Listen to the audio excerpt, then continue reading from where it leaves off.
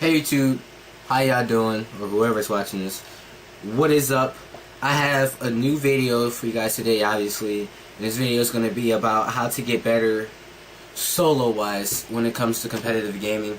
Because a lot of people, they think getting better solo-wise doesn't have its, specifications or requirements or anything. Or they're either not necessarily doing it wrong, because there's no wrong way, but they don't have a guideline of how to get better. So I kind of wrote some things down and I'd like to talk to you guys about it. Alright, so for me, here are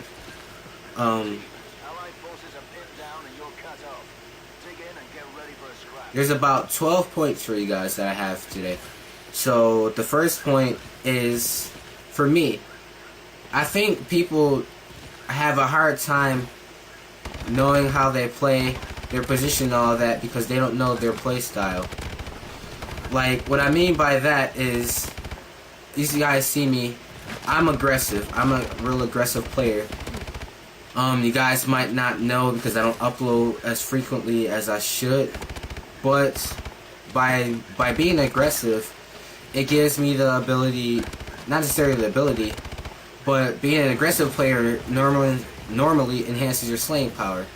So there's aggressive for me, and then there's passive. Passive would be, knowing say they spawn over there, right? So this is third hill, if I'm correct. 1, 2. This is the fourth hill.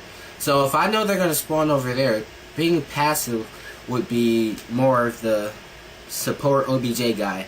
So you know they're coming there, so you're pre-aiming that with a bow or whatever. So they spawn back there. But being aggressive would be me pushing this out and rushing the kills. Being the aggressive player, typically for me, is the I'd say it's the sub players. Now it could be argued that, but typically for me, I think that. So my first point is to know your play style. There are multiple types of playstyles, and there also isn't any wrong playstyle, but you can really apply your playstyle to your role on a team. Alright, so for that, I'd say finding your playstyle. So you can either pick up a couple friends and play some rank play, or if you're already on a team or whatever, UMGs and GBs. If you know your play style, this will help you get an idea of what you need to switch, change, or fix depending on what you want, like what results. Alright, so my second point is know your best gun type. So what I mean by that is, do you tend to be the AR guy or the submachine gun guy? Now, here are my suggestions if you go AR wise. The bow. This is very general.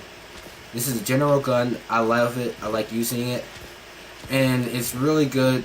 The accuracy with it isn't horrible. The range is decent. The fire rate is decent. And just everything about it is good when it comes to long range gun battles. And then there's also the AK-12. If you are if you know that your shot is off and you want to know why, I would literally suggest going into some, I don't know, maybe a private match or whatever, and use that, pick up the AK-12, because that gun is so steady aim, you can literally tell the way you shoot. You guys might not understand what I mean by that concept, but it's just how steady aim it is. It's super easy for you to tell what's wrong with your shot. If you think there's anything wrong with it, if you're like freaking out to Skumpy or something like that, then there's nothing necessarily wrong with your shot. I'd say you can enhance it, but not really. And then with this point, you also want to be gun specific. Like, you want to know what your best gun is, literally. So say you're an AR Slayer or a Sub Slayer. If you are either of those, you want to, I'd say the guns to pick up if you're an AR Slayer would be the guns to try, I would highly suggest the bow, as that is pretty much a standard AR weapon in AW. And then I'll also suggest the AK-12, the IMR, and the HBR A3. Most people don't use the HBR A3. I don't really know why, but I'm like I wouldn't say a god, but I'm really good with it. Like, it's crazy. Then I also say, I think those are the only ones I have for that category. And then submachine gun wise, I'd probably go with, the usual, the ASM1. That's probably the only one I would ever suggest using, other than maybe the KF5, if and only if you put a red dot on it, because you see how that sways like that? Like the iron sight is covered / blocked by, don't know what to call that. And also when you shoot, the way it cocks back like that, that'll really affect your accuracy. So if you throw a red dot sight on it, it should really, it'd be a good gun. So let me see. So yes, the IMR, AK-12, BAL, and HBR-3. I'll probably use this, pull this out or whatever. And then for SMGs, literally just the KF5, if and only if. I literally only suggest the ASM1. Now, also, if you're playing S&D and you are the sniper type, then I would suggest either the Moors or the Moors. Where the hell are they? Oh, the Moors or the Atlas. And I don't really like that Atlas due to the fact that you can't quickscope with it. So if you get in a close gunfight, you kind of have to, improvise. So that's it for the snipers, and that's about it for this point. And my next point, which is my favorite point, is learn your playstyle. Now, what I mean by that, I know it's the same point as the first one, but saying it this way kind of goes at a different angle. Knowing your playstyle and learning your playstyle is different. Because if you know your playstyle, then you know how you play. But that's nothing, because that doesn't mean you know how to apply your game style.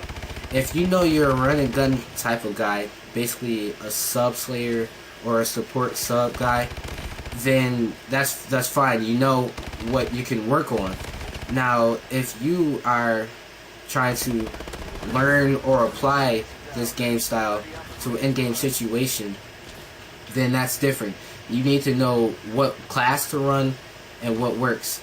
Like, I don't know if this is necessarily what everybody uses, but when I use my sub, my ASM1, if I ever use it normally, I will, if I ever go run and gun, or slayer, whatever you want to, say about it, I run, let me see, so, because you get 13 slots. So you get the ASM1, 4 grit, quick draw, perk 3 or whatever, advanced rifling stock. Then you get the perk 1, which is overcharged for me, perk 2, fast hands, perk 3, and the second perk 3 is blast suppressor and toughness. And then I run tactician with overclock. Overclock and overclock. Oh, I missed that. Overclock and Truthy. What the fuck is wrong with this game? What the fuck? Anyway, so that's my class, and I know with that class I can get anywhere as quickly as I can without the help of lightweight. Although that's probably smart if you're trying to run. But what I mean by that is, by that example, applying your playstyle to how you play. If you know that you're the type of guy that rushes, then you need to make your class to fit how you play. If you're the type of guy that rushes and you're using a camping class, you won't be able to maximize the way you play, like how you show up on the scoreboard. Not necessarily how you show up on the scoreboard, but how you perform in the game situation. You want to be able to increase that to get better solo-wise. So my fourth point is learn your shot tendencies. So what I mean by that is not everybody and I'm going to try to give an example. If you know, I'm going to show you guys that your gun tends to go high up in the air, or if you look, this has a very low bullet spread. So if you know that, then it'll be easier for you to up your accuracy just by, you know, putting a foregrip on it or whatever, and doing whatever else you have to do. But also, I know with my bow that it has a tendency to rise. So if I slightly go down on my bow shot controllably, see, that was pretty bad. But control, you see how that bullet spread, the difference between this one and this one? This bullet spread, it's not necessarily non-existent, but it's close enough. And it's just because I know how my bow shot is. So by adjusting it, or enhancing it, or whatever, I mean, you can make yourself that much better your shot. So pick your gun that you're going to use. If you're an AR Slayer, I'd suggest a bow. If you're a sub Slayer, I'd suggest the ASM1. And then, you know, go on the firing range or whatever and test your shot out. I wouldn't suggest doing these warm-ups on pubs, though, because that affects your KD, which ultimately affects who you get into a game with. If you have a 2.0 KD and you're averaging that, the game is more than likely going to put you up against other people with the same KD stat as you will. And then your win-lose ratio always also applies to it too. So, that's that point. And then, I kind of actually covered the other one too, which is fix slash adjust your shot. Then practice your shot, which is pretty obvious. The same thing. So do warm-ups. After you've been able to successfully apply these, warm up. I mean, like, so you've gotten used to these, but most people, they call a warm-up a quick game of pubs. When in reality, all the pub stompers and stuff, they really do have the right idea when it comes to going try hard in pubs, because that ultimately affects who you play. And if you are playing to get better, I would highly recommend playing somebody better than you in a 1v1 hardpoint, or, you know, playing pubs in try hard mode. I mean, that's the only way for you to get the maximum amount of usage out of this video, is to, you know, kind of go try hard every time. Now, there's a difference, because when I say try hard, I mean, well, it's kind of hard to explain, but I don't mean, you know, raging over every death. I mean, you know, your typical actually trying. Like, none of that, you know, troll or whatever. And if you have a friend who has the tendency to troll all the time, then I would suggest dropping them, as not, I mean, in a competitive sense, because trolling all the time isn't going to help you win at all. So what I am saying is, I don't know. Warm up against bots in a private, or maybe even Exo Survival, which is what I'm doing right now. Because ultimately speaking, warming up in pubs, and say you go like negative or whatever, and then it negatively affects how you get your KD too. Because if you go -1 game, then you think you know you did bad, and then the next game you go in the pubs and you're wrecking, it's because the way your KD was just affected by the last pubs match, and you don't want that. You want to be able to correct accurately, I'd say, learn your shot and all that crap. And boy, do I hate cloak capabilities on here. It's so OP. I just fucking saw you, kid. Fuck. Oh my god, I hate this shit. Okay, so my next point is gaming equipment. Alright, now, everybody thinks that you have to have a Scuff, Astro A40s, and, you know, a 1 millisecond gaming monitor. Now look, let's face it. Scumpy is arguably the best COD player out right now, right? Now, he does have a scuff. Don't get me wrong. Everybody loves scuffs for the paddle. Nobody uses the scuff because of the grip, except for Scumpy. Now, Scumpy likes to play claw. Now, this is from my current knowledge on May 11th, I'm sorry, 2015.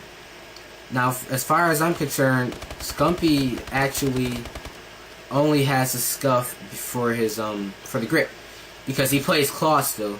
I know that on the Xbox 360 he still played claw and all that stuff, even though he has a scuff. Now, he also has a 2 millisecond response time monitor, and I'm not sure about his headset. If he's not using his paddles for his scuff, do you think that you have to use your paddles for your scuff? No. Now, you guys see how much I'm jumping around, and if you watch my last video, I think it's Truthy teaches to play claw or whatever. I don't remember the title for it. But, hold on. That should go in. Yeah. Give me a second. Alright, so I play claw, and you guys see how frequently I jump and boost, and I do it with ease. I'm sorry, I was gonna say without ease. That would have been pretty stupid. Alright, so now that we've established that your gaming equipment does and it doesn't matter. Now, if you've ever played somebody with a 1 millisecond response time monitor or a 2-1 and you're on a TV or something, you know the difference, because it seems to you that you're shooting marshmallows because your bullets all have this nerfed effect, when in reality it's just the response time difference. And for your headset, I have a Turtle Beach PX4, and I can damn near hear you from planting a bomb from a mile away. Not everybody needs the Astro A40, which costs about $300 depending on which one you get. I have, like I said, I have the PX4s. Mine work fine. I can soundboard just fine. So that doesn't mean go out and get the most expensive equipment. I also hear that Cinch Gaming is also a really good controller. So I mean, fuck, dude. Oh my gosh, that shot's off. Okay, I'm sorry, I lost my train of thought. But I mean, when I say gaming equipment, I don't mean go out and buy the most expensive equipment you can possibly find. That's not what I'm saying. I'm saying get equipment that can give you an edge. Yes, Astro A40s are really good and they are known, but Turtle Beaches are also good and known, well known too. And so are Scuff, but it's the same thing with Cinch. I mean, it doesn't matter. Scumpy is really good online. He has a 2 millisecond response time monitor.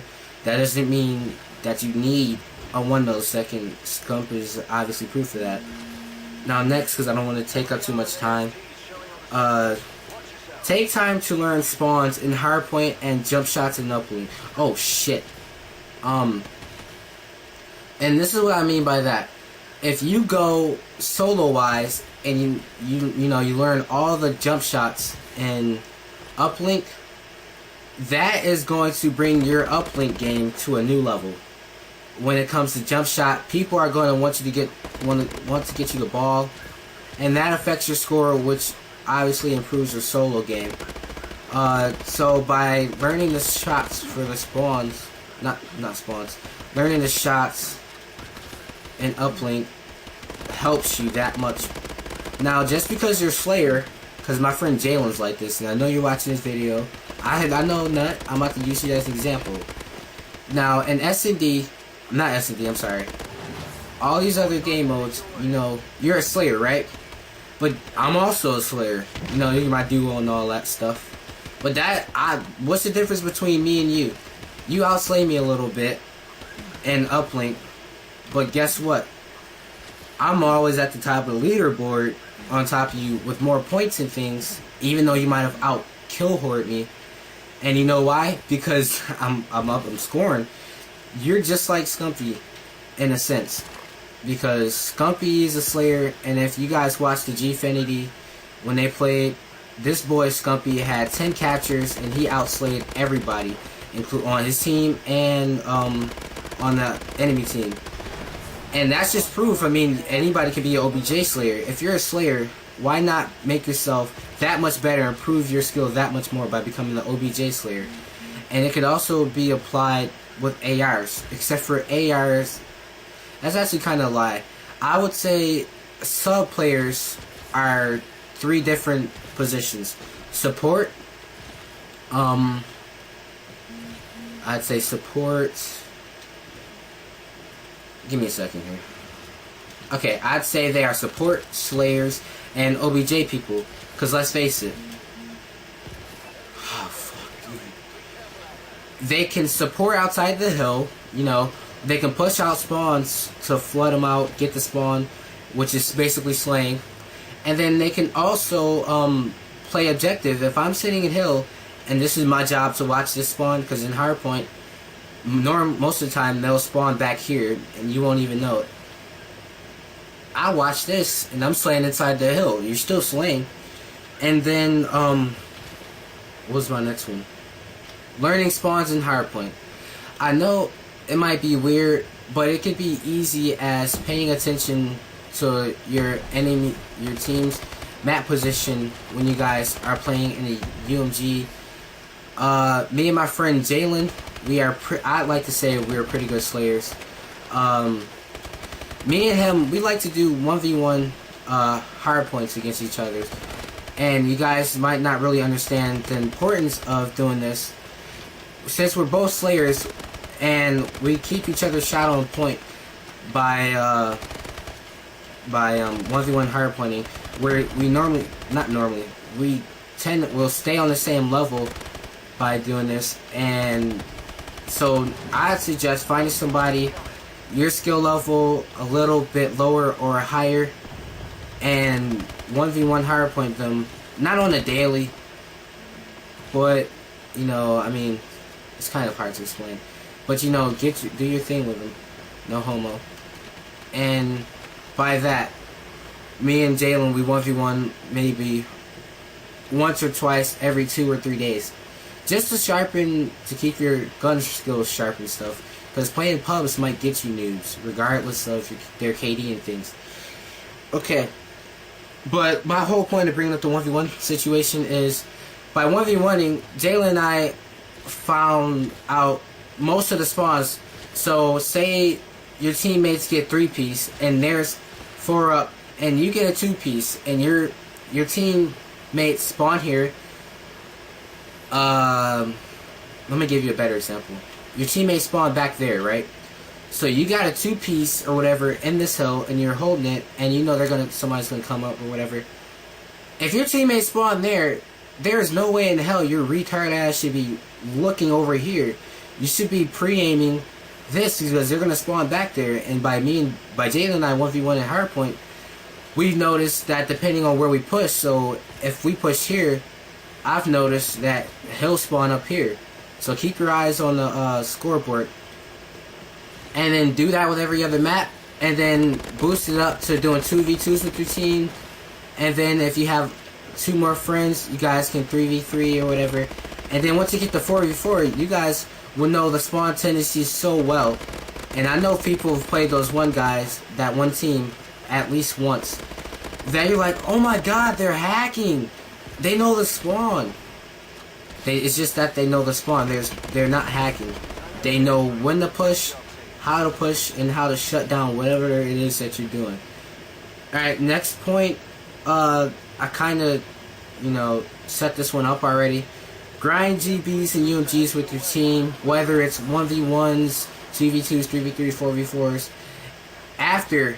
Now, I know people will do this regardless, but I'd suggest after you've done most of these things that I've listed, because let's face it, once you feel comfortable with your game, you've learned your playstyle and all that, how to apply it in these things, it'll be that much easier for you to get along with your team and things.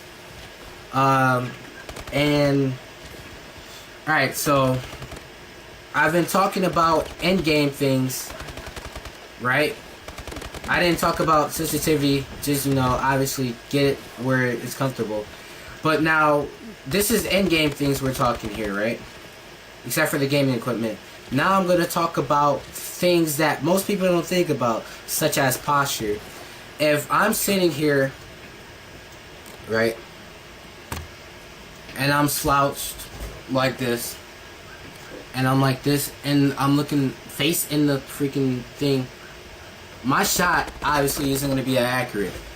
If I'm sitting with my back straight in a chair or whatever, like this, oh, you can't see it, that's going to support my back. That's going to make it that much easier. So when you're playing, keep your back straight. I don't know what to say about you guys' feet. I like to keep my feet, like, depending on if I'm wearing socks or whatever, curled up, and if not, keep them flat on the ground. That is just a comfort statement right there. Whatever you're comfortable with in that case. But always try to keep your posture the same when you're doing these to maximize your shot and things, get how much you're getting out of these things. Now, next video, I am more than likely going to do exercises for warm-up wise, or just even jump shotting or drop shotting or whatever. It depends. And then last but not least, practice these frequently. If you're playing the game every day, say I play the game every day for about I don't know, 4-5 hours, which is a lot, believe it or not.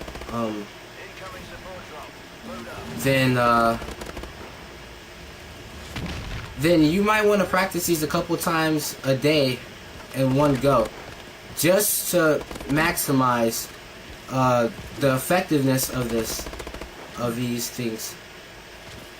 I don't think I'm going to be able to reach the quota because I wasn't paying attention. But if I did forget anything in this video, I'm sorry. I might cover it in the next video.